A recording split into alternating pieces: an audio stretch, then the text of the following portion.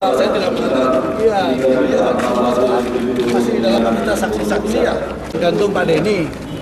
Sebelumnya, Komjen Polisi Budi Waseso telah melaporkan Gubernur Gorontalo Rusli Habibie dengan kasus pencemaran nama baik pada 2013 lalu. Kini proses hukum tersebut tengah berjalan.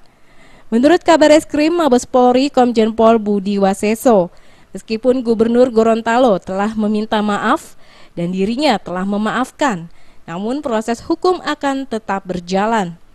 Kabareskrim beralasan dengan tetap melanjutkan kasus ini agar dapat menjadi pembelajaran bagi siapapun. Bapak ingin memberikan pembelajaran untuk penegakan hukum. Jadi setiap orang, baik itu orang biasa atau pejabat, apalagi harus bertanggung jawab terhadap hukum itu sendiri.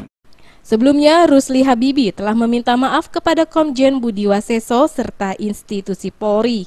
Ia menyatakan tak ada niat buruk dengan mengirimkan surat kepada Menko Polhukam saat itu.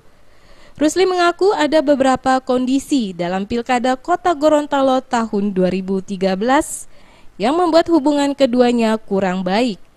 Beberapa hal yang dilaporkan Rusli diantaranya mengenai keberpihakan Budi Waseso kepada salah satu calon dalam pemilihan gubernur dan wali kota Gorontalo. Selain itu, Budi Waseso juga dilaporkan karena tidak hadir dalam setiap rapat musyawarah pimpinan daerah atau Muspida. Budi Waseso menilai laporan tersebut merupakan upaya untuk menyingkirkan dari jabatannya saat itu sebagai Kapolda Gorontalo karena banyak mengusut sejumlah kasus korupsi. Dari Jakarta, Henry Fajariadi melaporkan.